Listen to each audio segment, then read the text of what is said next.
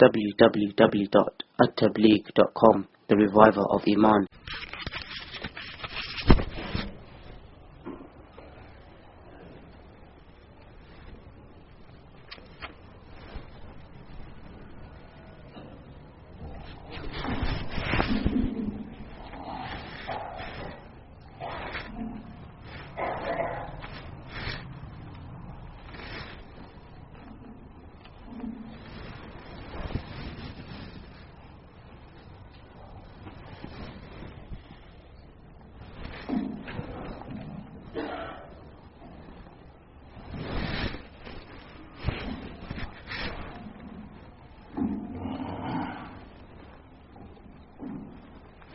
بسم الله الرحمن الرحيم. الحمد لله نحمده ونستعينه ونستغفره ونؤمن به ونتوكل عليه ونعوذ بالله من شرور أنفسنا ومن سيئات أعمالنا. من يهده الله فلا مضل له ومن يضلله فلا هادي له. ونشهد أن لا إله إلا الله وحده لا شريك له. ونشهد أن سيدنا مولانا محمدا عبده ورسوله. أما بعد، عن ابي يزيد معن بن يزيد بن الأخنس رضي الله تعالى عنه وهو وأبوه وجده صحابي قال: كان أبي يزيد أخرج دنانير يتصدق عند رجل في المسجد، فجئت فأخذتها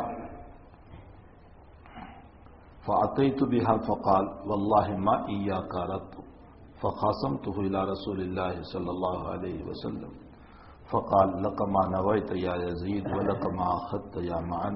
رواہ البخاری. 2-3 ہفتے سے جو ہمارا سبق چل رہا ہے، حضرت امام نووی رحمۃ اللہ علیہ اخلاص کے سلسلے میں سب سے پہلا سبق ہمیں اخلاص کا پڑھاتے ہیں. کتاب کا پہلا ہی سبق اخلاص کا اس لیے رکھا گیا ہے کہ ہم کتاب پڑھنے سے پہلے اپنی نیت کو درست کر لیں، اپنی نیت کو صحیح کر لیں. اسی لیے میں نے پہلی مجلس میں بتایا تھا کہ حضرت امام بخاری رضی اللہ تعالیٰ عنہ نے بھی اپنی بخاری شریف کو نیت ہی کی حدیث سے شروع فرمایا، انما الاعمال بالنیات، تاکہ کتاب کا پڑھنے والا اور پڑھانے والا اپنی نیت درست کرے. صاحب مشکات علیہ الرحمہ نے بھی اپنی کتاب کا آغاز انما الاعمال بالنیات سے ہی کیا ہے، اور بھی بہت سارے اکابرین نے اسی روایت سے اپنی کتاب کا آغاز فرمایا ہے. بنیاد یہی ہے کہ ہم اپنی نیت کی اصلاح کریں، اپنی نیتوں میں فطور پیدا نہ ہو، جو بھی کام ہو اللہ کے لیے ہو، اس لیے کہ حق تعالی شانہ کہ وہاں مقبولیت بہت بڑی چیز ہے. اللہ جل شانہ ہم تمام کو دین کے تمام امور اخلاص سے کرنے کی توفیق عطا فرمائے. تو اسی سلسلے میں کچھ روایات چل رہی ہے. اس سے پہلے بھی ہم نے کچھ روایات پڑھی. ابھی جو روایت پڑھی گئی اس میں حضرت ابو یزید، یہ تو ان کی کنیت ہے، اور ان کا اسم گرامی ہے معن بن یزید بن الأخنس. راوی حدیث فرماتے ہیں کہ یہ تینوں کے تینوں یعنی باپ، بیٹے اور دادا تینوں صحابی ہیں. ہوا و ابوہ و جدہ صحابیون. یہ اس لیے بیان کر دیا کہ بھئی صحابی کا مقام بہت اونچا ہے.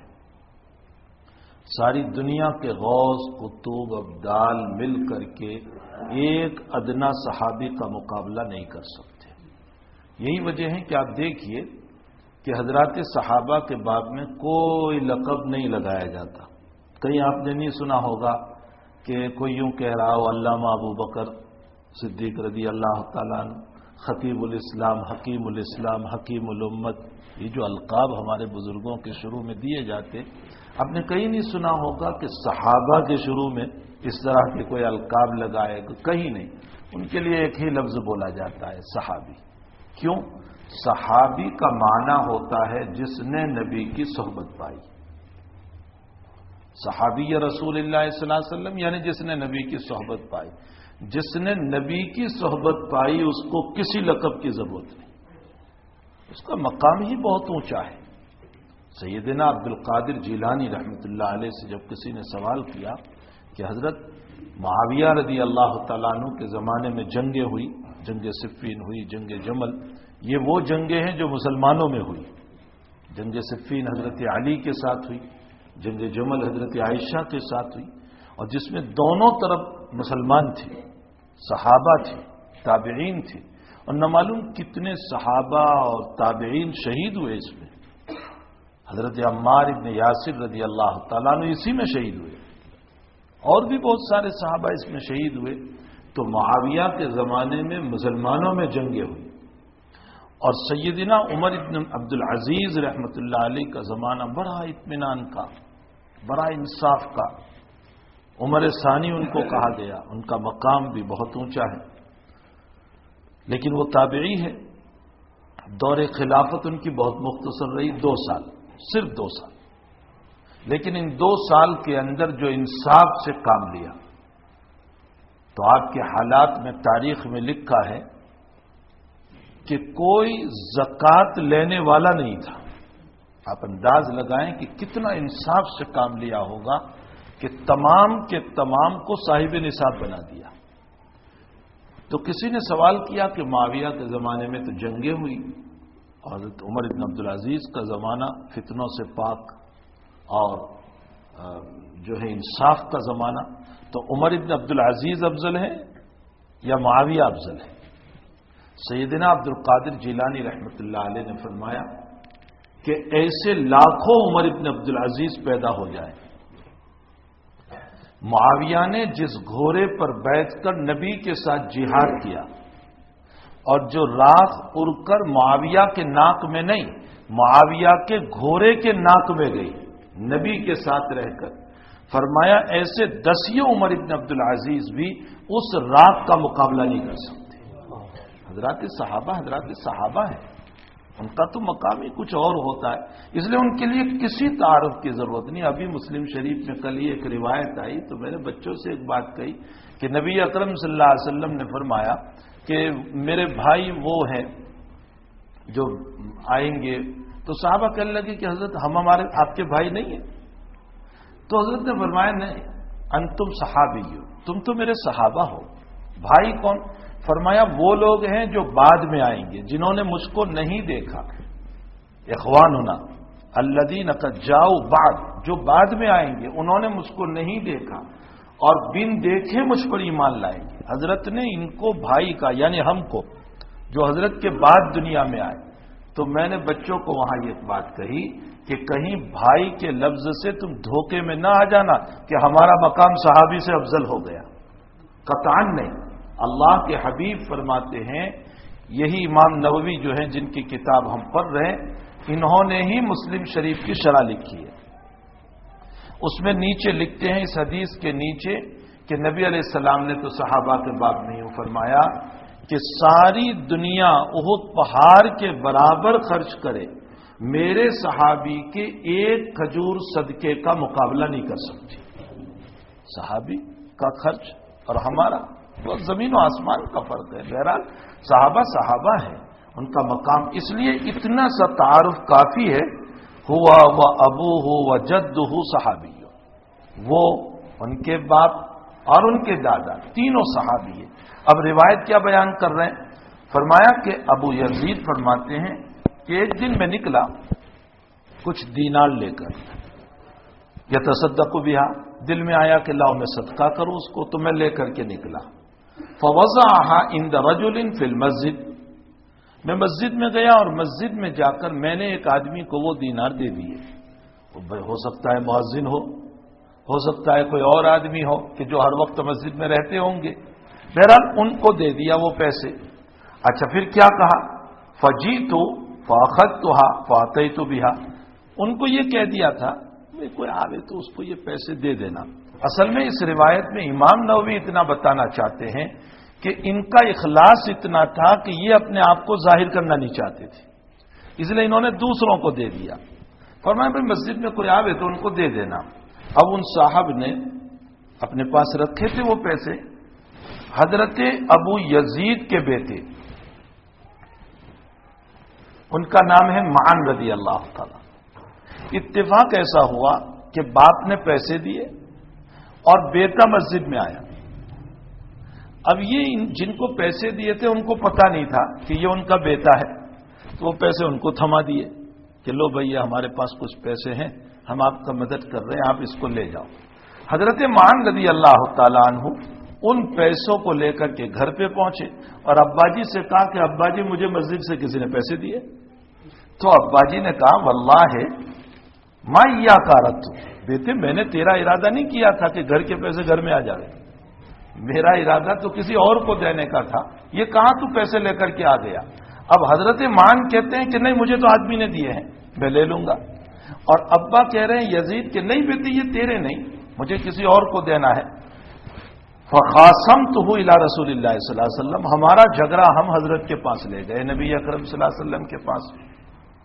جب حضرت کے پاس اس جھگڑے کو لے کر پہنچے تو حضرت فیصلہ فرما رہے، فرمایا لک ما نویت یا یزید، باپ کو کہا یزید تمہیں تمہاری نیت کا ثواب مل گیا، تم نے چپکے سے دینے کا ارادہ کیا تھا نا، تمہیں تمہاری نیت کا ثواب مل گیا. اور بیٹے کو کہا وَلَكَ مَا أَخَذْتَ يَا مَعَن، اور معن تم نے جو لیا وہ تمہارا ہو گیا. اب یہاں سوال پیدا ہوتا ہے کہ باپ نے بیٹے کو صدقہ دیا تو کیا بیٹے کو صدقہ دے سکتے ہیں؟ مسئلہ یہ ہے کہ زکوٰۃ اور صدقہ واجبہ، ایک تو زکوٰۃ اور ایک صدقہ واجبہ، اس کو خوب سن لو، اپنے اصول اور فروع کو نہیں دے سکتے. اپنے اصول کا معنی ہوتا ہے اپنے ماں باپ، اور فروع کا معنی ہوتا ہے اپنی اولاد، اپنی اولاد کی اولاد نیچے تک. فرمایا کہ صدقہ واجبہ اور زکوٰۃ اپنے اصول کو نہیں دے سکتے، اپنے فروع کو نہیں دے سکتے، اپنے نیچے والوں کو نہیں دے سکتے، باقی اطراف کے سارے لوگوں کو دے سکتے. اطراف کا معنی بہن ہے، بھائی ہے، ماموں ہے، چچا ہے، پھوپھی ہے، یہ سب اطراف کے لوگ ہیں، ان کو دے سکتے بشرطے کہ وہ غریب ہو، وہ مصرف زکوٰۃ ہو، وہ مستحق زکوٰۃ ہو. اب ایک مسئلہ اور سن لو، بہت سی مرتبہ ہوتا یہ ہے کہ ایک روایت بخاری شریف میں آتی ہے، ایک بنی اسرائیل کا واقعہ اللہ کے نبی نے پیش فرمایا کہ ایک صاحب نکلے اپنے اس صدقے کو لے کر، اور رات میں نکلے اندھیرے میں تاکہ کسی کو پتہ نہ چلے. اب رات میں ایک آدمی کو دے دیا، صبح شور ہوا کہ بھائی آج تو چور کو کوئی صدقہ دے گیا. وہ صاحب بیچارے سوچنے لگے کہ یہ عجیب سا مسئلہ ہوا. پھر کسی کو انہوں نے بتایا تو اس پر انہوں نے کہا کہ بھائی کہہ دو الحمدللہ، اللہ کا فضل ہے، اچھا ہوا. پھر وہ صدقہ دینے نکلے ایک رات تو کسی فاحشہ بدکار عورت کو دے دیا، زانیہ تھی، رات میں گھوم رہی تھی، اس کو صدقہ دے دیا. صبح فرمایا الحمدللہ، شور ہوا تو کہا کہ الحمدللہ بہت اچھا ہوا. اب وہاں حدیث میں سوال یہ ہوا کہ چور کو دیا، فاحشہ بدکار کو دیا، اس پر الحمدللہ پڑھنے کی کیا ضرورت تھی؟ شراح حدیث نے لکھا ہے کہ الحمدللہ اس پر پڑھا کہ بہت ممکن ہے چور کو پیسہ دیا صدقے کا، شاید کہ میرے پیسے کی وجہ سے وہ چوری کے جرم کو چھوڑ دے، تو اللہ کا فضل ہوگا وہ گناہ چھوڑ دے. فاحشہ اور بدکار کے ہاتھ میں مال گیا، بہت ممکن ہے کہ میرے اس صدقے کی وجہ سے وہ اس عمل سے باز آ جائے. حضرت گنگوہی نور اللہ مرکزہ نے یہاں ایک مسئلہ لکھا ہے. حضرت گنگوہی رحمۃ اللہ علیہ فرماتے ہیں کہ معلوم ہوتا ہے کبھی کبھی انسان معاصی کا جو ارتکاب کرتا ہے، گناہ کا ارتکاب کرتا ہے، اس کی مجبوری اس کو مجبور کرتی ہے. کبھی انسان کی مجبوری ہے جو اس کو چوری کی طرف لے جاتی ہے، جو اس کو بدکاری کی طرف لے جاتی ہے. میں آپ کو سورت کا واقعہ سناؤں. سورت کے اندر ابھی 2 سال قبل ایک لڑکی نے، اس کی ماں کا انتقال ہو گیا تھا اور باپ کینسر کا مریض، اور غربت تھی، کچھ مدد لوگوں کی ہوئی، لیکن اتنی مدد نہ ہوئی کہ جس کی بنیاد پر وہ اپنے باپ کا علاج و معالجہ کرا سکے، دوا دارو کرا سکے. تو اس بچی کا بیان ہے کہ میرے باپ کی دوا دارو اور علاج و معالجہ کے لیے میں نے سورت کی ہوتل میں اپنی ذات کو 22 مرتبہ بیچا ہے. شریف التبال اور لڑکی ہے، شریف التبال. انسان کو کبھی اسی لیے ابو نعیم نے کتاب الحلیہ میں روایت نقل فرمائی، نبی اکرم صلی اللہ علیہ وسلم کا ارشاد گرامی ہے، قاد الفقر ان یکون کفرا، کبھی کبھی انسان کی فقیری انسان کو کفر تک پہنچا دیتی۔ اسی لیے جناب نبی کریم صلی اللہ علیہ وسلم کا ارشاد گرامی ہے کہ حق تعالی شانہ نے اگر تمہیں معطی بنایا، دینے والا بنایا، خرچ کرنے والا بنایا، اللہ کا احسان مانو۔ اور پھر اللہ کے نبی علیہ السلام نے یوں فرمایا اشارہ کر کے، الید العلیٰ خیر من ید السفلی، نیچے والے ہاتھ سے اوپر والا ہاتھ افضل ہے۔ حضرت نے اشارہ فرمایا دینے والا ہاتھ مانگنے والے ہاتھ سے افضل ہے۔ تو اللہ نے اگر ہمیں دینے والا بنایا ہے تو اس پر اللہ کا شکر ادا کرنا چاہیے کہ چلو ہمیں مانگنے والا نہیں بتایا۔ اسی پر ایک مسئلہ اور عرض کروں، چونکہ کتاب الزکوٰۃ میں ابھی مسئلہ گزرا بخاری شریف میں، فقہا اور ائمہ اربعہ کا متفق علیہ فیصلہ ہے کہ اگر کسی کے پاس ایک دن رات کا کھانا پینا موجود ہے، ایک دن رات کا، تو اس کے لیے سوال کرنا حرام ہے۔ ہاں کوئی زکوٰۃ دیں تو لے سکتا ہے، باقی سوال کرنا حرام ہے، اس لیے کہ آج کی روزی روٹی جب موجود ہے تو اس کے لیے سوال کرنے کی اجازت نہیں ہو سکتی۔ ہاں کل کو تیرے پاس نہیں ہوگا تو تو سوال کر سکتا ہے، لیکن آج کی اگر ضرورت موجود ہے تو ائمہ اربعہ کا متفق علیہ فیصلہ ہے کہ اس کے لیے سوال کرنا حرام ہے۔ اب ایک طرف ائمہ اربعہ کے اس مسئلے کو لے لیں، ایک طرف ہماری زندگی کو لے لیں کہ ہمارے پاس سال بھر کا خرچہ ہوتا ہے، پھر بھی ہم ہاتھ پھیلاتے رہتے ہیں۔ دیکھو شریعت مطہرہ کی نگاہ میں بہت ناپسندیدہ عمل ہے، بلکہ روایتوں میں ہے کہ جس انسان کو مانگنے کی عادت پڑ گئی، جو مانگتا ہی رہتا ہے، اور اس لیے تکثرن، تاکہ مال بڑھ جاوے، زیادہ ہو جائے، جمع کر لوں میں مال، تو نبی علیہ السلام نے اس کی سزا بیان فرمائی کہ قیامت کے دن یہ گوشت سارا اتر چکا ہوگا، اندر کا جبرا نظر آئے گا۔ بخاری شریف کتاب الزکوٰۃ کی روایت ہے، یہ سارا گوشت اتر چکا ہوگا اور اندر کا جبرا نظر آئے گا، اور فرشتہ اعلان کرے گا کہ یہ وہ انسان ہے جو مال جمع کرنے کے لیے بھیک مانگا کرتا تھا۔ حق تعالی جل شانہ ہوا منوالہ، اس بیماری، یہ بھی ایک بیماری ہے، یہ مانگنا بلا وجہ کے، بلا ضرورت کے لوگوں کے پاس مانگتے رہنا۔ یہ اللہ کے حبیب پاک صلی اللہ علیہ وسلم نے ایک روایت میں ارشاد فرمایا گھوڑا پالنے والے سے متعلق، لہو اجرا، لہو وزرا، لہو سترا، تین باتیں فرمائے۔ لہو اجرا، اگر کسی نے گھوڑا پالا اس نیت سے کہ میں اس کو دین کے کام میں لوں گا، آج کے زمانے میں کسی نے گاڑی لی اس نیت سے کہ میں اس کو دین کے کام میں استعمال کروں گا، اللہ کے راستے کی ضرورتوں کے لیے، اپنی ضرورتوں کے لیے صحیح راستے پر اس کو استعمال کروں گا، لہو اجرا، اس گاڑی پر، اس گھوڑے پر اللہ اس کو ثواب عطا کرے گا۔ آگے فرمایا لہو سترا، ایک انسان نے اس لیے گھوڑا پالا کہ وہ چاہتا ہے کہ کوئی مجھے مستحق سمجھ کر زکوٰۃ نہ دے جائے، میں زکوٰۃ لینا نہیں چاہتا ہوں، تو آڑ بنایا گھوڑے کو تاکہ کوئی مجھے غریب نہ سمجھے، بلکہ یہ سمجھے کہ ان کے پاس تو گھوڑا ہے اس لیے مالدار آدمی ہے، ان کے پاس فلاں چیز ہے، بائک ہے اس لیے یہ مالدار آدمی۔ فرمایا کہ جس نے زکوٰۃ سے بچنے کے لیے گھوڑا پالا تاکہ کوئی اس کو زکوٰۃ نہ دے اور وہ لینا نہیں چاہتا ہے، فرمایا کہ لہو سترا، یہ گھوڑا اس کے لیے پردہ بن جائے گا، اور لہو وزرا، فرمایا جس نے فخر کے لیے، تکبر کے لیے، غرور کے لیے، شان کے لیے کہ میرے پاس گھوڑا ہے، میرے پاس گاڑی ہے، اپنی شان بتانے کے لیے جس نے رکھا، فرمایا قیامت کے دن اس کے لیے 22 معاصی اور 22 گناہ ہوگا، لہو وزرا، اس کے لیے وزر بنے گا۔ تو حقیقت یہ ہے کہ اپنے اصول اور فروع کو نہیں دے سکتے، اطراف کو دے سکتے ہیں بشرطے کہ وہ مستحق اور مصرف ہو۔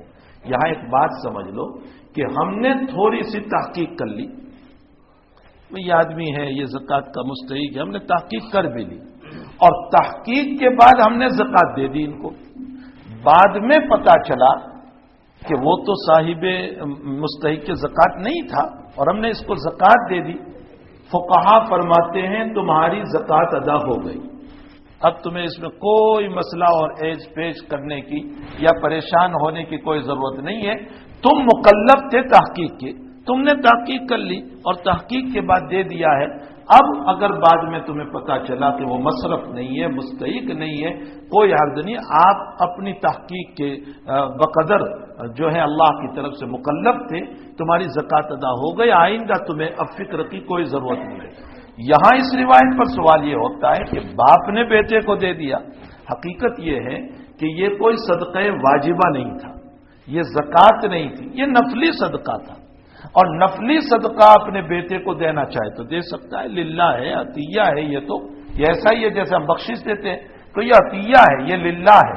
اس لیے اگر حضرت معان رضی اللہ تعالیٰ عنہ کو حضور نے فرمایا کہ معان جو تم نے لیا وہ تمہارا ہو گیا، مطلب وہ نفلی مال تھا، اس لیے باپ کو نیت کا ثواب مل گیا اور بیٹے کو لینے کی ہدایت بھی ہو گئی. اس کے بعد والی روایت میں عن ابی اسحاق سعد بن ابی وقاص رضی اللہ تعالی عنہ احد العشرۃ المبشرہ لهم بالجنۃ قال جاءني رسول الله صلی اللہ علیہ وسلم يعودني عام حجۃ الوداع من وجع اشتد به فقلت يا رسول الله اني قد بلغ بي من الوجع ما ترى وانا ذو مال ولا يرثني الا ابنة له افاتصدق بثلث مالي الى اخره. روایت لمبی ہے. حضرت سعد بن ابی وقاص رضی اللہ تعالیٰ عنہ اس روایت کے راوی ہے، بلکہ انہی کا واقعہ ہے.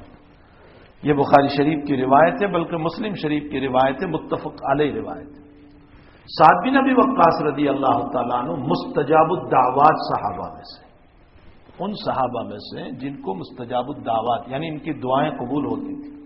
ان سے متعلق ایک واقعہ بخاری شریف میں ہے کہ یہ جب عراق کے گورنر بنائے گئے حضرت عمر رضی اللہ تعالیٰ عنہ کے زمانے میں، اس موقع پر کسی نے ان کے خلاف کوئی الزام رکھ دیا، کوئی بات کہہ دی. حضرت عمر رضی اللہ تعالیٰ عنہ کا معمول یہ تھا کہ جب کسی گورنر کے خلاف شکایت آتی تھی تو پہلا کام عمر یہ فرماتے تھے کہ اس کو معزول کرو، وہاں سے ہٹا لو اور فوراً دوسرا گورنر بھیج دو.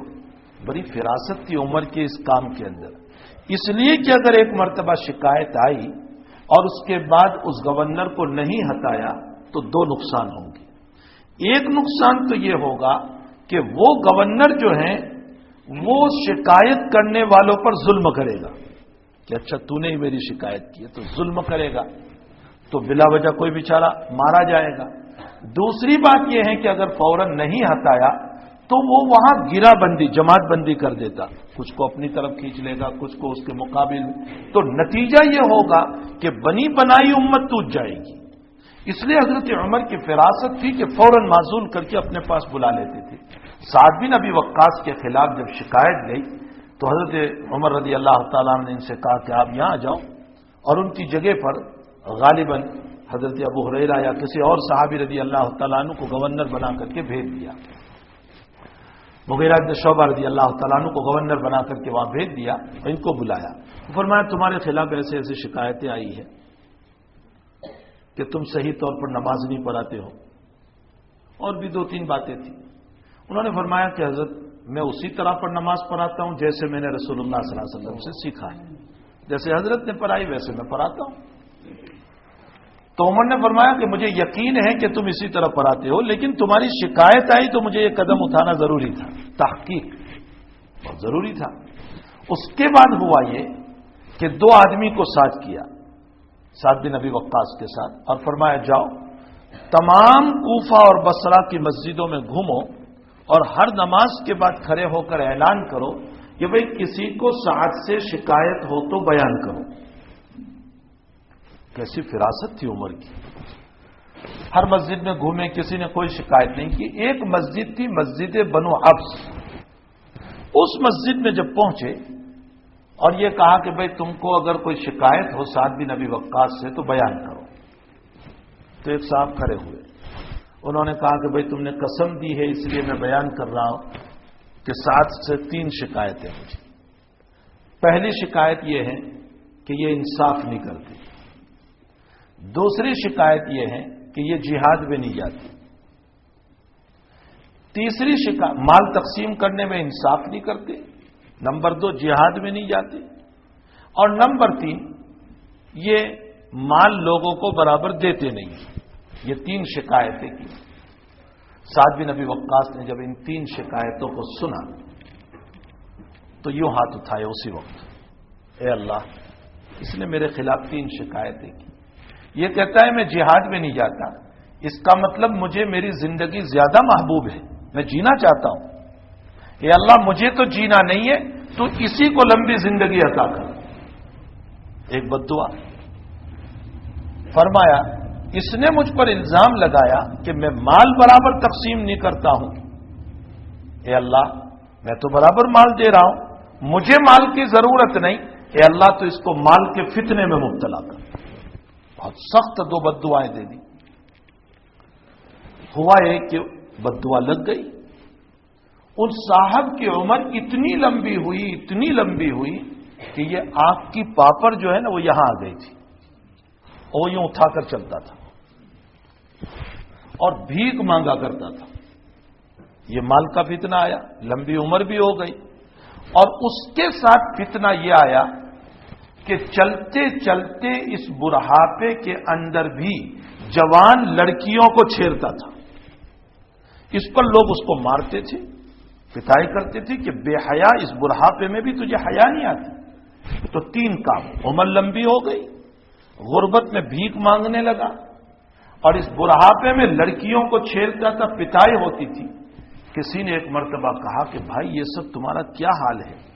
تو اس کی زبان سے جملہ نکلا، سعد کی بد دعا نے مجھے ہلاک کر دیا.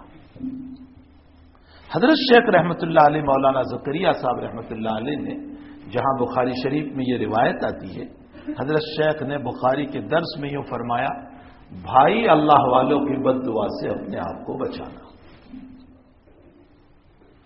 اس کے بعد حضرت شیخ اپنا ایک واقعہ بیان کرتے ہیں. حضرت شیخ کہتے ہیں کہ میرے والد صاحب مولانا یحییٰ صاحب رحمۃ اللہ علیہ کا جب انتقال ہو گیا تو میرے والد صاحب کسی عالم کے خواب میں آئے، اور ان کو خواب میں یوں کہا کہ زکریا کو یوں کہہ دینا کہ اللہ والوں کو نہ ستائیں، ان کی تو الٹی بھی سیدھی ہوتی ہے. حضرت شیخ کہتے ہیں میری سمجھ میں نہیں آیا کہ الٹی سیدھی ہونے کا کیا مطلب. بھائی اگر واقعتاً کوئی بات کہنے جیسی تھی اور میں نے کہہ دی تو کیا تو بھی مجھے بد دعا لگ جائے گی؟ حقیقت تھی اور میں نے کہی تو بھی بد دعا لگ جائے گی. فرمائے میری سمجھ میں یہ بات آئی نہیں. میں اپنے پیر و مرشد حضرت مولانا خلیل احمد صاحب سہارنپوری رحمۃ اللہ علیہ صاحب بذل المجہود شرح ابی داؤد کی خدمت میں پہنچا، اور میں نے اپنے شیخ سے کہا کہ حضرت والد صاحب نے مجھے خواب میں یہ بات کہلوائی ہے کہ الٹی بھی سیدھی ہوتی ہے. تو حضرت میری سمجھ میں نہیں آتا کہ الٹی سیدھی ہونے کا کیا مطلب، آپ ذرا اس کا مطلب سمجھائیے. تو حضرت مولانا خلیل احمد صاحب رحمۃ اللہ علیہ نے فرمایا کہ بھائی ابا جی کے کہنے کا مطلب یہ ہے کہ کسی بزرگ کو نہ ستانا، وہ زبان سے بد دعا نہ دے تو بھی ان کے دل کا رونا تیری ہلاکت کا ذریعہ ہو جائے گا. یہ اسی روایت کے اوپر حضرت شیخ رحمۃ اللہ علیہ نے بیان فرمایا ہے. یہ وہی راوی حدیث ہیں، سعد بن ابی وقاص رضی اللہ تعالیٰ عنہ، مستجاب الدعوات ہیں. اور یہاں ایک بات اور لکھی ہے، احد العشرۃ المبشرہ، یعنی وہ 10 صحابہ کرام جن کو جنت کی بشارت نبی کریم صلی اللہ علیہ وسلم نے سنائی تھی، ان میں سے ایک یہ بھی ہے سعد بن ابی وقاص رضی اللہ تعالیٰ. حجۃ الوداع کے اندر جب تشریف لے گئے تو سعد بھی ساتھ ہیں. سعد بن ابی وقاص رضی اللہ تعالیٰ عنہ فرماتے ہیں کہ میں وہاں حجۃ الوداع میں بیمار ہو گیا تو نبی کریم صلی اللہ علیہ وسلم میری عیادت کے لیے تشریف لائے. تو میں نے کہا کہ یا رسول اللہ انی قد بلغ بی من الوجع ما ترى، حضرت میں بیمار ہو گیا ہوں جیسے آپ مجھ کو دیکھ رہے، اور مجھے امید نہیں ہے کہ میں اب جیوں گا، یعنی میری بیماری سے مجھے لگتا ہے کہ میں مر جاؤں گا. وَأَنَا ذُو مَالٍ، اللہ نے مجھ کو کافی مال دیا ہے، مالدار ہوں میں. وَلَا يَرِثُنِي إِلَّا ابْنَةٌ لِّي، اور میرا کوئی وارث نہیں سوائے ایک بیٹی کے، میری ایک بیٹی ہے. تو حضرت میرے دل میں یوں آتا ہے أَفَأَتَصَدَّقُ بِثُلُثَيْ مَالِي، کہ میں اپنے مال کے 3 حصے کروں. 3 तृतीयांश, 2 तृतीयांश तो सदका कर दूं, 2 सुलुस सदका करूं, और 1 सुलुस जो है वो मैं अपनी बेटी को दे दूं, 1 तृतीयांश मैं अपनी बेटी को दूं। तो हजरत ने फरमाया कि नहीं, ऐसा न करो, ज्यादा सदका मत करो। तो मैंने कहा कि अच्छा फशत्र या रसूलल्लाह, मतलब यह है कि आधा आधा करूं, आधा बेटी को दूं, आधा सदका करूं। तो हजरत ने फरमाया ला, कुल तो ला। तो फिर मैंने कहा फसुलुस या रसूलल्लाह, फरमाया अच्छा मैं 3 हिस्सों में माल को तकसीम करूं, 3 सुलुस बनाऊं, 3 तृतीयांश बनाऊं, 2 तृतीयांश मैं दे दूं अपनी बेटी को, और 1 तृतीयांश जो है वो मैं अल्लाह के रास्ते में सदका कर दूं, 1 सुलुस जो है वो मैं अल्लाह के रास्ते में सदका कर दूं। तो हजरत ने यूं फरमाया वसुलुस कसीर, 1 तृतीयांश भी ज्यादा है, लेकिन फिर भी इजाजत दी कि अच्छा चलो इतना कर दो। इसी रिवायत की बुनियाद पर उलमा ने मसला निकाला कि वसीयत सुलुस में नाफिज होगी, यानी मरने वाले की वसीयत जो है सिर्फ 1 तृतीयांश में नाफिज होगी। तरतीब यह है मय्यत के माल की कि सबसे पहले मय्यत के माल से उसके कफन दफन का निजाम करो, उसी के माल से करो। अफसोस यह है कि आज की औलाद बाप के माल पर बैठकर ज़कात के माल से अपने बाप को कफन देती है। बहुत गलत तरीका है, बहुत गलत तरीका है भाई। इन बातों से एहतियात करो। उसी बाप का छोड़ा हुआ खेत है जिस पर तुम खाओगे, उसी बाप का छोड़ा हुआ मकान है जिस पर तुम रहोगे। उनके एहसानात है कि वो तुम्हारे लिए, मैं अक्सर ये जो जमीनें बेचते हैं उनको कहा करता हूं कि तुम्हारे माँ बाप ने धेले जो रखे हैं, इन धेलों को प्याज और जवारी के रोतले खा करके इसको बचाया है, और आज जो है तुम अपने बाप की मिल्कियत के ऊपर अय्याशी करते हो, और तुम्हारा बाप कभी भूले से भी तुम्हें याद नहीं आता है कि लाओ मैं मेरे बाप के लिए कुछ सदका कर दूं, मेरे बाप के लिए कुछ ईसाले सवाब कर दूं, मेरी मां के लिए कुछ ईसाले सवाब। जिन माँ बाप ने बचा बचा कर दिन भर धूप में काम कर करके अगर बेचना चाहते तो वो अपनी गरीबी में बेच देते, वो चाहते तो अपनी गरीबी में इन खेतों को बेच देते, लेकिन उन्होंने ऐसा नहीं किया। उनके सामने अपनी औलाद थी कि मेरी औलाद क्या खाएगी, वो इन ढेलों को, इन जमीनों को अपनी औलाद के लिए बचा कर छोड़ कर गए। आज औलाद का हाल ये है कि वो करोड़ों में बेच रही है, लेकिन बाप के लिए 1 लाख रुपए भी इस साले सवाब के नहीं निकलते। अल्लाह ताला इस उम्मत को सही समझ नसीब फरमाए। इसराफ में, फुजुल खर्ची में जैसे चाहे इस्तेमाल कर रहे। यही वजह है कि नतीजा ये होता है कि वो माल फितने लेकर आता है। जब हम उसको सही मसरफ पे इस्तेमाल नहीं करते तो फिर माल हालात लेकर आता है। इसलिए मय्यत के छोड़े हुए माल के अंदर से सबसे पहला काम यह है कि मय्यत के कफन दफन का इंतजाम उसी के माल से किया जाए। हाँ, अगर औलाद अपने जेब से दे देते, ज़कात के माल से नहीं, अपने जेब से, यह आपका तबर्रु होगा, यह आपका अपने बाप के ऊपर एहसान होगा। बाकी शरीयत ने तो यही कहा है कि बाप के माल से ले लो। उसके बाद दूसरे हत्ता के फुक़हा ने मसला लिखा है कि अगर कब्र खोदने वाला पैसा लेता है तो वो भी मरहूम के माल से दिया जाएगा। अगर तुम मरहूम को खुशबू लगाते हो, इत्र डालते हो, वो भी मरहूम के माल से लिया जाएगा, भीख मांग कर नहीं, ज़कात के माल से नहीं। हाँ, अगर बाप बेटे ने दे दिया उसका एहसान तो क्या होगा अपने बाप के ऊपर। बहरहाल ये तुम्हारी तरफ से तबर्रु हो गया। बाकी असल ये है कि पूरा खर्चा जो है वो मरहूम के माल से। अच्छा, ये हो गया। तो उसके बाद जो माल बचा उसको अब देखा जाए कि बाप पर, मरहूम पर किसी का कर्जा है या नहीं। दूसरे नंबर पर कर्जा, उसके कर्ज को अदा करने की फिक्र करो कि मरहूम का कर्जा अदा हो जाए। बदतरीन चीज है कि इंसान अपने सर पे कर्जा छोड़ करके जाए। हुजूर पाक सल्लल्लाहु अलैहि वसल्लम का इब्तिदाई मामूल ये था कि जब कोई जनाजा आता था तो हजरत पूछते थे, इस पर किसी का कर्जा है? बुखारी शरीफ में है, इस पर किसी का कर्जा है? अगर कहते कि हाँ इस पर कर्जा है तो हजरत फरमाते थे, सल्लु अला साहिबिकुम, तुम नमाज पढ़ो जनाजे की, मैं नहीं पढ़ूंगा। हजरत उनकी जनाजे की नमाज नहीं पढ़ते थे। उम्मत को, हाँ बाद में जब फरावानी हो गई इस्लाम में, और अब जब हजरत पूछते थे भाई इस पर किसी का कर्जा है, تو اگر کوئی کہہ دیتا کہ ہاں قرضہ ہے تو پھر حضرت فرماتے تھے کہ اچھا چلو اس کا قرضہ میں ادا کر دوں گا بیت المال سے. یہ بعد میں جب فراوانی ہوئی تب، ورنہ پہلے تو حضرت یہ فرماتے تھے کہ میں اس کا قرضہ ادا نہیں کروں گا.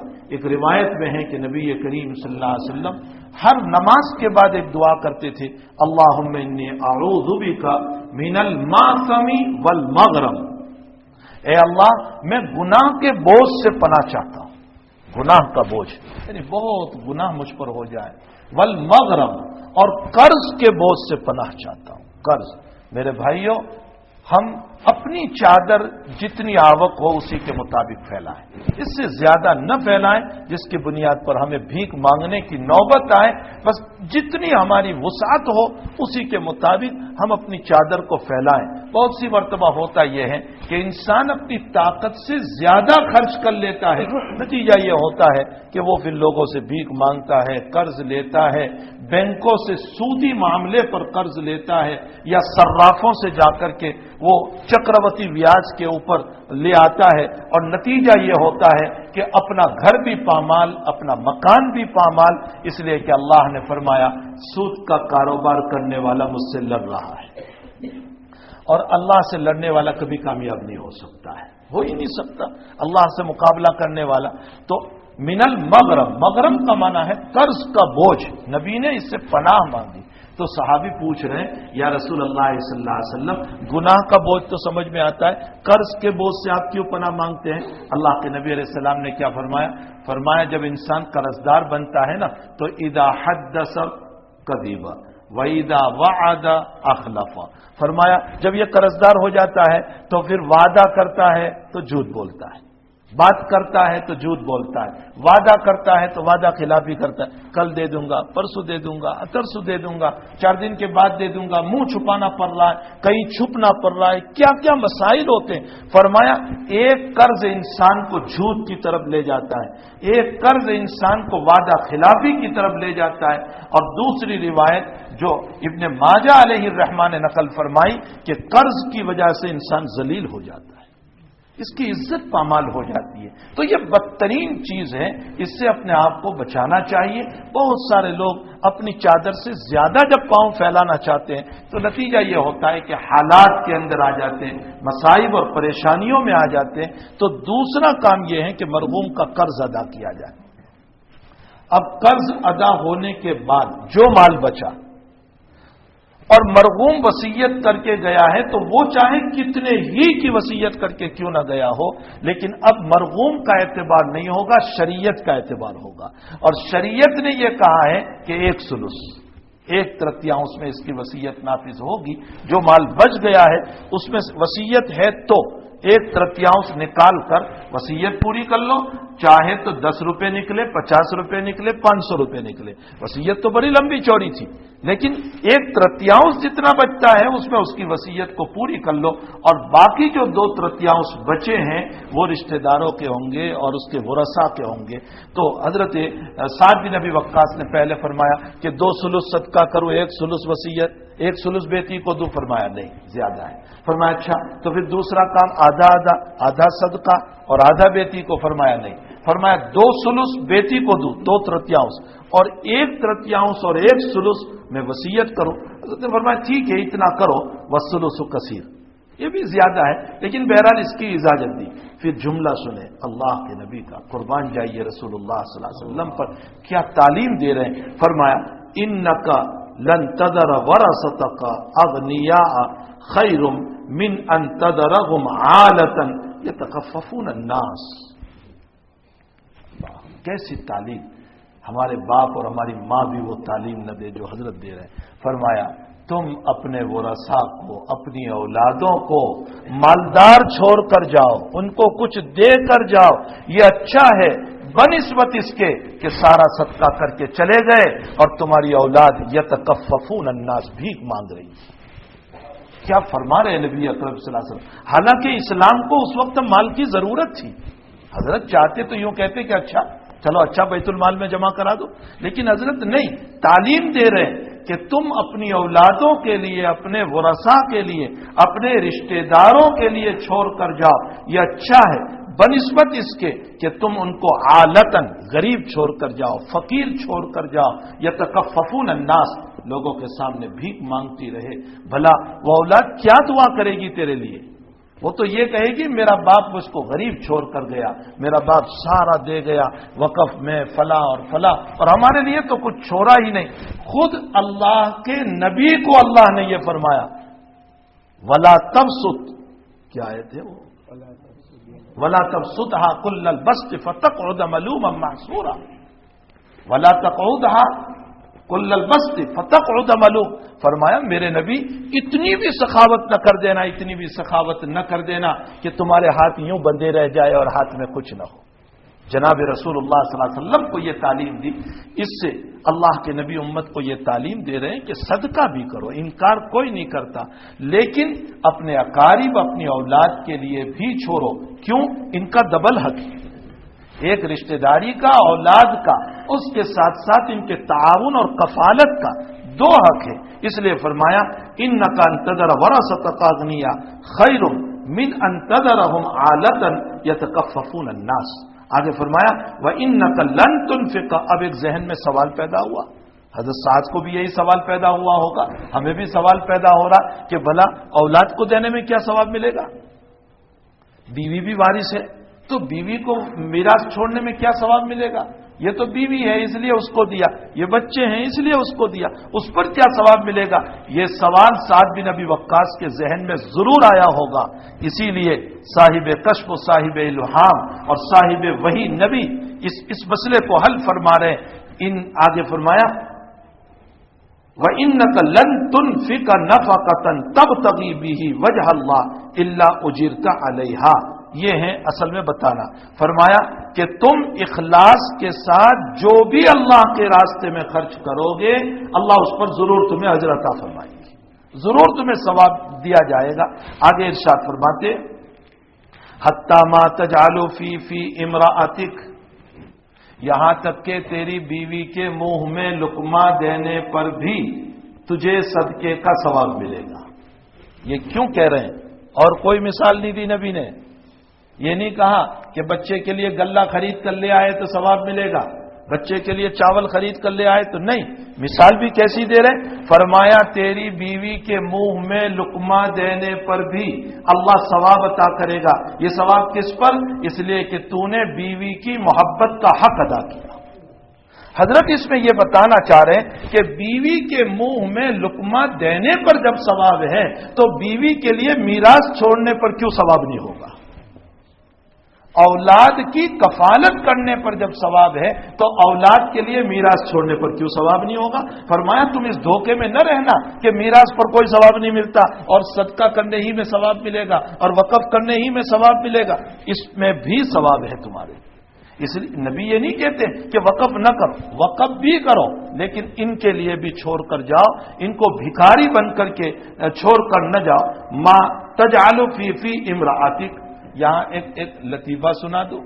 مفتی سعید صاحب نے اس مسئلے کے اوپر اس روایت کے ذیل میں ایک بات لکھی ہے، ان کی بخاری شریف کا جو درس چھپ کر آیا ہے اس میں انہوں نے لکھا ہے کہ بھائی کوئی دھوکہ نہ کھا جائے، یہ جو بیوی کے منہ میں لقمہ دینے کا کہا ہے اس پر ثواب ملے گا، تو مفتی سعید صاحب یوں لکھ رہے ہیں کہ یہ بڑھاپے کا واقعہ ہے، جب بیوی معذور ہو جائے، مجبور ہو جائے، تب جا کر اس کے منہ میں لقمہ دینے پر ثواب ہے۔ یہ مفتی صاحب کا اپنا تفرد ہے، ورنہ جمہور محدثین نے یہ لکھا ہے کہ جوانی میں محبت کے ساتھ لقمہ دینے پر ثواب ہے۔ مفتی صاحب نے اس کو بڑھاپے میں، معذوری میں، مجبوری میں محمول کر دیا، یہ مفتی صاحب کا اپنا تفرد ہے، جمہور محدثین سے ہٹی ہوئی بات ہے، ورنہ محدثین کا یہی مسلک ہے کہ تم نے محبت کے ساتھ بیوی کے منہ میں جو لقمہ دیا ہے حق تعالی جل شانہ اس پر تمہیں ثواب عطا فرمائیں گے۔ قال فقلت یا رسول اللہ اخلف بعد اصحابی، سعد بن ابی وقاص کہنے لگے حضرت مجھے ایسا لگتا ہے کہ میں پیچھے رہ جاؤں گا، یعنی مطلب یہ ہے کہ میں مکے آیا ہوں، مکے سے میں نے ہجرت کی تھی مدینہ المنورہ کی، اب میں دوبارہ مکے آیا ہوں حج کے لیے، اگر میری موت یہیں ہو گئی تو میری تو ہجرت کا مسئلہ ہوگا، میں مدینے جا نہیں پاؤں گا، میں میرے صحابہ سے پیچھے رہ جاؤں گا، میں یہیں مر جاؤں گا۔ تو حضرت نے فرمایا انک لن تخلف، تم پیچھے نہیں رہو گے، تم یا نہیں مرو گے، تم ابھی جیو گے۔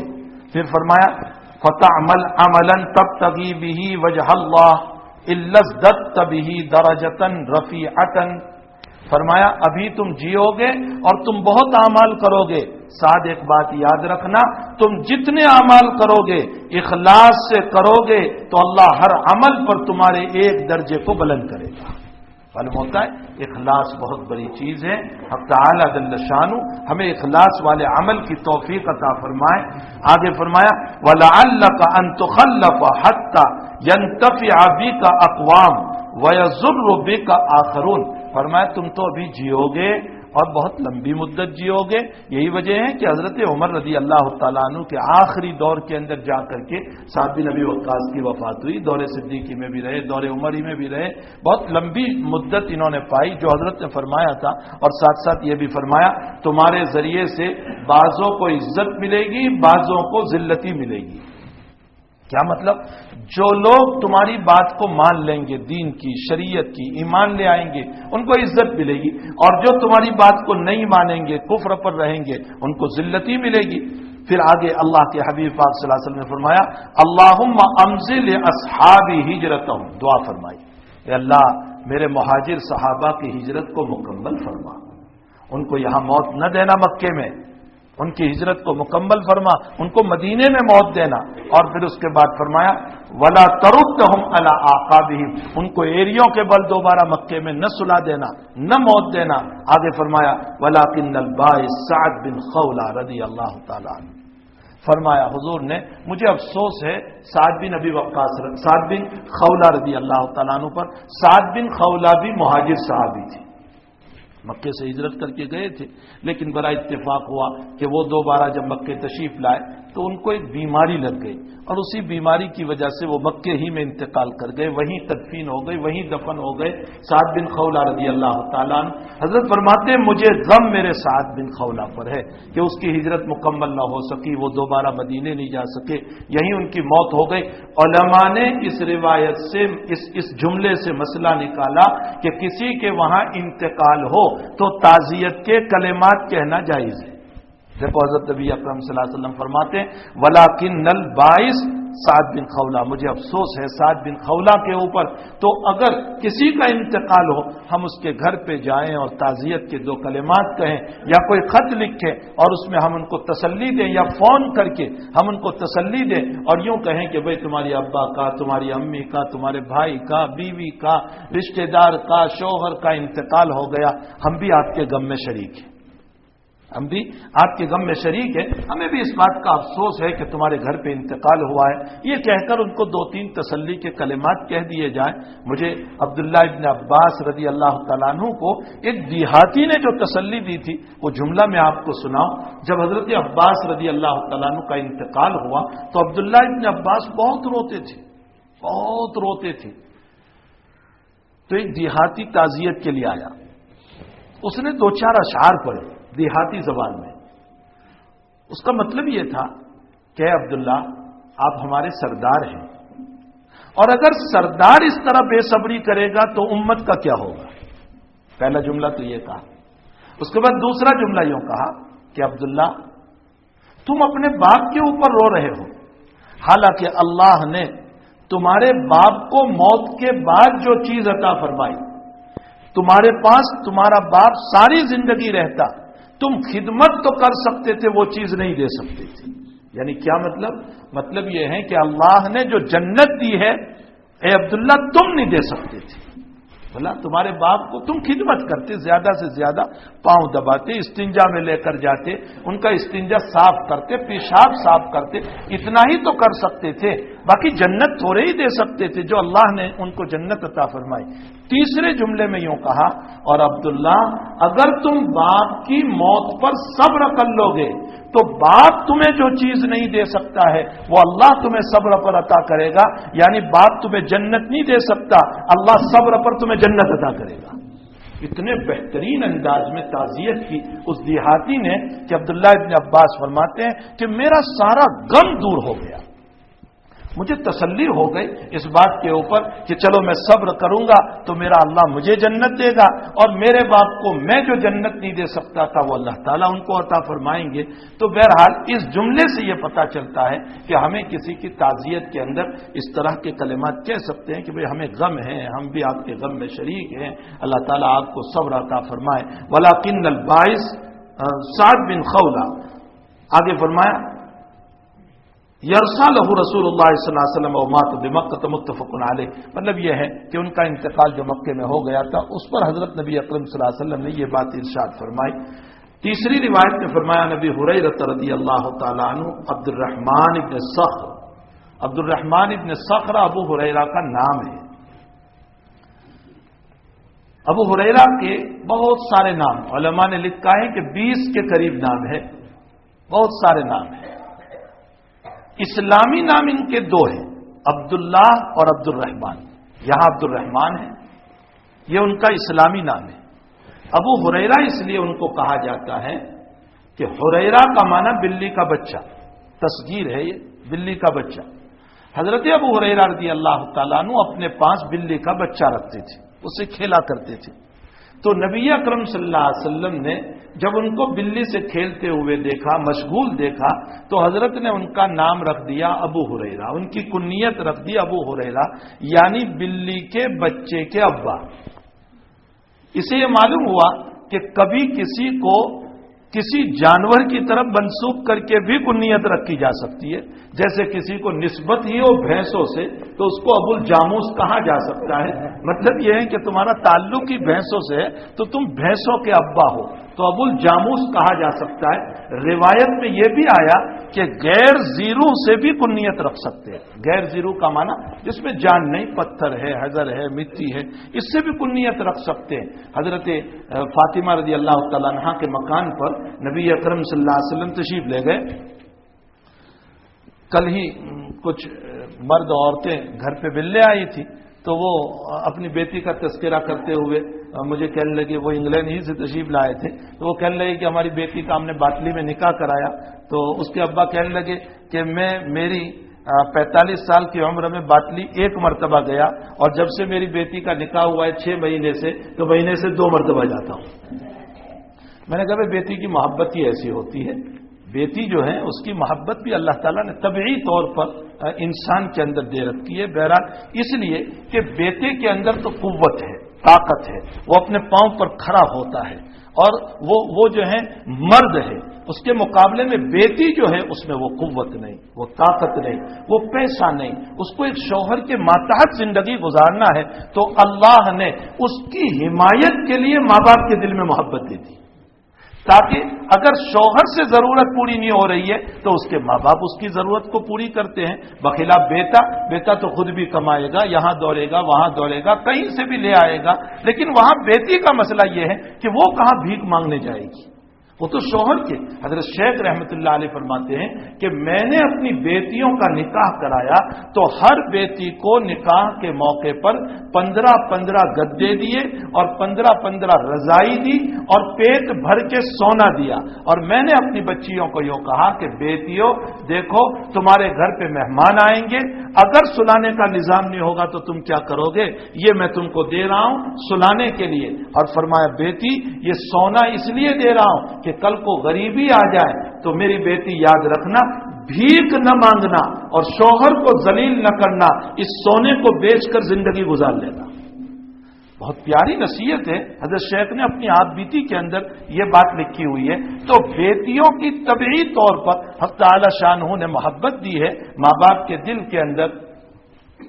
اللہ کے حبیب جب بھی کہیں جاتے تھے تو فاطمہ کے گھر پہ تھوڑی دیر کے لیے ضرور جاتے تھے، روزانہ فاطمہ کے مکان پر ضرور جاتے تھے۔ ایک مرتبہ تو صبح فجر کی نماز کے تھوڑی دیر کے بعد حضرت کسی ضرورت سے بازار میں تشریف لے گئے، بازار سے واپس آئے تو راستے ہی میں فاطمہ کا مکان تھا، فرمایا لاؤ بیٹی فاطمہ سے مل لو، تو فاطمہ کے مکان پر گئے تو حضرت نے فرمایا آئی نہ لوکا، ارے وہ منع کہاں ہے میرے، یعنی حسن حسین وہ منع کہاں ہے؟ یہ منع کا ترجمہ اس سے پہلے کسی نے نہیں کیا، اس کا ترجمہ سب سے پہلے حضرت شاہ صاحب رحمۃ اللہ علیہ نے کیا، علامہ انور شاہ صاحب کشمیری رحمۃ اللہ علیہ نے۔ آپ سے پہلے ہر ایک نے، کسی نے لڑکا کہا، کسی نے کیا کہا، لیکن منع جو بہترین ترجمہ ہے چھوٹے بچوں کے لیے جو بولا جاتا ہے، وہ سب سے پہلے علامہ انور شاہ صاحب نے ترجمہ فرمایا۔ فیض الباری کے اندر یہ ترجمہ لکھا ہوا، فرمایا وہ میرے منع کہاں ہے؟ اب وہ صبح صبح دونوں سوئے ہوئے تھے، فاطمہ نے جلدی جلدی جگایا اور فرمایا نانا آئے ہیں۔ پھر نہلایا ان کو، اور نہلانے کے بعد ان کے گلے میں موتی کا ہار پہنایا، اور ہار پہنا کر کہا جاؤ نانا بلا رہے، تو دونوں دوڑ پڑے حضرت کی طرف۔ حضرت نے دونوں کو اٹھا لیا اور ایک کو ادھر ایک کو ادھر۔ اسی موقع پر حضرت نے فرمایا ہما ریحانتایا، یہ میرے دو پھول ہے، اے اللہ جس نے ان کو تکلیف پہنچائی اس نے مجھ کو تکلیف پہنچائی، اور جس نے ان کو آباد کیا اس نے مجھے راحت پہنچائی۔ تو حضرت کا معمول تھا کہ اپنی بیٹی کے وہاں اکثر تشریف لے جاتے تھے۔ ایک مرتبہ پہنچے کسی ضرورت سے، تو آپ نے پوچھا آئی نہ علی، علی کہاں ہے؟ تو فرمایا میری اور علی کی کچھ تو میں ہو گئی، تو وہ ناراض ہو گئے، اب ناراض ہو کر کہیں چلے گئے۔ تو حضرت نے کسی صحابی سے فرمایا کہ دیکھو بھائی مسجد میں ہوں گے، علی دیکھ لو، اس لیے کہ مولوی صاحب ناراض ہو کر مسجد ہی میں جائیں گے اور کہاں جائیں گے۔ فرمایا دیکھو بھائی مسجد میں ہوں گے۔ تو دیکھا کہ حضرت علی رضی اللہ تعالیٰ عنہ مسجد میں ہیں، نیچے سوئے ہوئے ہیں اور مٹی لگی ہوئی ہے، وہ تو کچی صحن نہیں تھا نا، ویسے ہی ریت مٹی بچھی ہوئی تھی، تو سوئے ہوئے تھے، تو پیچھے مٹی لگی تھی اور نیند گہری نیند میں تھی۔ حضور پاک صلی اللہ علیہ وسلم پہنچے اور اپنے داماد کے پشت سے مٹی جھاڑی اپنے ہاتھوں سے، اس لیے کہ چچا زاد بھائی بھی تھے، اور آپ نے فرمایا قم یا ابا تراب، اے مٹی کے ابا اٹھو۔ مٹی کے ابا کہا، وہ مٹی لگی تھی اس لیے فرمایا قم یا ابا تراب، اے مٹی کے ابا اٹھو۔ علماء نے اس سے مسئلہ نکالا کہ اگر غیر زیرو پتھر ہے، فلاں ہے، ان چیزوں سے بھی اگر کسی کی کنیت رکھی جائے تو جائز ہے۔ تو میں ہمارے یہ دورے کے بچوں کو ہنستے ہنستے کہتا ہوں کہ میں نے کہا تمہاری کنیت ابو الاقال ہے، اس لیے کہ تم کھانے والے بہت ہو، تو تمہاری کنیت جو ہے وہ ابو الاقال ہے۔ عقل کا معنی کھانا ہوتا ہے، اقال کا معنی بہت کھانے والے۔ تو غیر زیرو سے کنیت رکھی جا سکتی ہے، اسی طرح جانور سے بھی کنیت رکھی جا سکتی ہے۔ تو حضرت ابو ہریرہ رضی اللہ تعالیٰ عنہ کنیت ہے عبد الرحمن۔ چونکہ آپ بار بار ابو ہریرہ کا نام سنو گے، جس صحابی کا نام آئے گا میں قدر وضاحت کر دوں گا تاکہ اس صحابی کی حقیقت کا ہمیں پتہ چلے، ان صحابی کے نام اور ان کی زندگی سے متعلق ہمیں کچھ پتہ چلے۔ ابو ہریرہ رضی اللہ تعالیٰ عنہ وہ ہیں روایتوں میں سب سے زیادہ روایتیں نہیں کی، روایتوں میں سب سے زیادہ 5374 روایتیں ان سے ملتی ہیں، ابو ہریرہ سے 5374 روایتیں، بہت زیادہ روایتیں۔ اور جب بھی کوئی مسئلہ آتا حضرت ابو ہریرہ فوراً فرماتے قال رسول اللہ صلی اللہ علیہ وسلم، فوراً حدیث سناتے قال رسول اللہ۔ ایک مرتبہ تو کسی نے اشکال کر دیا کہ جب دیکھو حدیث تو حضرت کو غصہ آ گیا۔ حضرت نے فرمایا کہ میرے مہاجر بھائی جو ہے نا وہ سب کے سب تجارت میں تھے، اور میرے انصار بھائی جو ہیں وہ سب کے سب کھیتیوں میں تھے، اور ابو ہریرہ پیٹ پکڑ کے بھوکے پیٹ نبی کی خدمت میں بیٹھا رہتا تھا، اور میں نے اپنے نبی سے کہا کہ اللہ کے حبیب آپ کی باتیں سنتا ہوں مجھے یاد نہیں رہتی، تو حضرت نے فرمایا چادر بچھا۔ میں نے چادر بچھائی تو حضرت نے اپنے سینے پر یوں ہاتھ رکھا اور روحانی طور پر کوئی چیز یوں چادر میں ڈالی، اللہ ہی بہتر جانتا ہے کیا ڈالا۔ اور اس کے بعد ابو ہریرہ کو فرمایا اپنے سینے سے لگا لے اس چادر کو۔ ابو ہریرہ کہتے ہیں بس وہ چادر لگائی، اس کے بعد میں کوئی بات نہیں بھولا، کوئی حدیث نہیں بھولا۔ ایک مرتبہ آپ نے روایت بیان کی تو کسی نے پوچھا یہ حدیث ہے؟ تو حضرت ابو ہریرہ کو غصہ آیا، فرمایا لا منکی سے ابی ہریرہ، ابو ہریرہ جیب سے بول رہا ہے، یہ غصے میں آپ نے فرمایا۔ ایک مرتبہ آپ نے فرمایا کہ میرے پاس 2 تھیلے بھر کر روایتیں ہیں، ایک تھیلا میں نے امت کے سامنے بیان کر دیا، اور ایک تھیلا وہ ہے کہ اگر میں بیان کرنے جاؤں گا تو امت میرے گردن کو کاٹ دے گی۔ وہ کون سی روایتیں تھیں جو ابو ہریرہ نے بیان نہیں فرمائی؟ وہ فتنوں سے متعلق روایت تھی جو حضرت نے پیشین گویا سنائی تھی، وہ تصوف سے متعلق روایتیں تھیں جو لوگوں کی سمجھ سے بالا تر تھی، ایسی وہ روایتیں تھیں جس کو حضرت ابو ہریرہ نے بیان نہیں فرمائی۔ تو یہ راوی حدیث حضرت ابو اور صحابیت کی عمر بہت کم ہے۔ حضرت ابو ہریرہ ایمان لائے سن 7 میں، سن ہجری 7 میں فتح خیبر کے موقع پر یہ ایمان لائے، یعنی 7 پورا ہو رہا ہے اور یہ ایمان لائے. اب 7، 8، 9، 10 اور 11 میں تو اللہ کے نبی علیہ السلام دنیا سے تشریف لے گئے. ان کو کل صحبت رسول اللہ کی ملی ہے 4 سال، لیکن 4 سال میں اتنی ساری روایت امام بخاری نے کتاب العلم میں انہی کے واقعے سے مسئلہ مستنبط فرمایا ہے کہ جب تک انسان اپنے آپ کو مکمل طور پر علم کے حوالے نہیں کر دیتا، علم ناخون کے برابر بھی اس کو علم نہیں دیتا.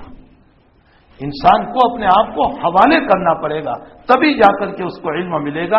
تو ابو ہریرہ فرماتے ہیں قال رسول اللہ صلی اللہ علیہ وسلم ان اللہ لا ينظر الى اجسادکم ولا الى صورکم ولکن ينظر الى قلوبکم واعمالکم. رواہ مسلم. فرمایا نبی کریم صلی اللہ علیہ وسلم نے فرمایا حق تعالی جل شانہ تمہارے شاندار جسموں کو نہیں دیکھتے، تمہارے خوبصورت چہروں کو نہیں دیکھتے. الا اجسادکم ولا الا صورکم، تمہارے خوبصورت صورتوں کو نہیں، تمہارے موٹے جسم کو نہیں، تمہارے شاندار کپڑوں کو نہیں، ان چیزوں کو اللہ نہیں دیکھتا. اللہ دیکھتا ہے الا قلوبکم، تمہارے دل کو، کہ تمہارے دل کے اندر اللہ کتنا ہے، اللہ کے لیے کتنا کیا، غیر اللہ کے لیے کتنا کیا. واعمالکم، اور تمہارے اعمال کو دیکھتا ہے کہ میرے لیے ہیں یا کسی اور کے لیے ہیں. حق تعالی جل شانہ من والہ اب تمام کو اخلاص کی دولت سے مالا مال فرمائے. وصلی اللہ علی النبی الکریم. الحمدللہ رب العالمین والعاقبۃ للمتقین والصلاۃ والسلام علی سید الانبیاء والمرسلین وعلی آلہ وصحبہ واتباعہ وازواجہ وذریاتہ واہل بیتہ واہل طاعتہ اجمعین. اللہ گناہوں کو معاف فرما، اللہ ہم سب کو اخلاص عطا فرما، للہیت نصیب فرما، خلوص سے کام کرنے کی توفیق عطا فرما. اللہ زندگی کے کئی سال گزر چکے ہیں، ہمیں نہیں لگتا کہ ہم نے اخلاص کا کوئی سجدہ تجھے کیا ہو. یقیناً اے اللہ ہماری زندگی کے مسائل بڑے دعویٰ دول ہے. مولا تیری شان کے بغیر، تیری رحمت کے بغیر، تیری عطا کے بغیر، تیرے کرم کے بغیر اے اللہ ہمارا کچھ نہیں ہو سکتا ہے. آپ شان رحیمی فرما کر، شان کریمی فرما کر، شان غفاریت فرما کر، شان ستاریت فرما کر اللہ ہمارے ٹوٹے ہوئے اعمال کو قبول فرما لے. اللہ قبول فرما لے، اللہ قبول فرما لے، اللہ قبول فرما لے. اللہ بیماروں کو شفا عطا فرما، مرحومین کی مغفرت فرما. اے اللہ تمام کی جائز تمنا و حاجات کو پوری فرما. تیرے حبیب پاک صلی اللہ علیہ وسلم نے خیر کی لائن سے جتنا مانگا ہم سب کو نصیب فرما، شر کی لائن سے جتنی پناہیں چاہی اللہ ہم سب کو پناہ نصیب فرما. اے اللہ یہ مجمع جو تیرے اور تیرے حبیب کی باتوں کے شوق میں آتا ہے اے اللہ سب کے قلوب کو مجلہ فرما، منور فرما. جیسے تو نے تیرے کعبہ کو اے اللہ تجلی گاہ بنایا ہے، ہمارے قلوب کو بھی تجلی گاہ بنا دے، ہمارے قلوب پر بھی اپنی تجلی کو نازل فرما دے. اللہ ہمارے قلوب کو بھی عرش بنا دے، جیسے تیرا عرش ہے اللہ ہمارے دلوں کو بھی عرش بنا دے. اے اللہ برائیوں سے، باطنی خبائث سے، رذائل سے، باطنی بیماریوں سے اللہ ہم سب کی اور ہمارے قلوبوں کی اصلاح فرما. ہم تمام کی دعاؤں کو اپنے فضل و کرم سے اس مجلس کے مخلصین کی آمینوں کے ساتھ قبول فرما. آمین یا رب العالمین. وصلی اللہ علی النبی الکریم برحمتک یا ارحم الراحمین.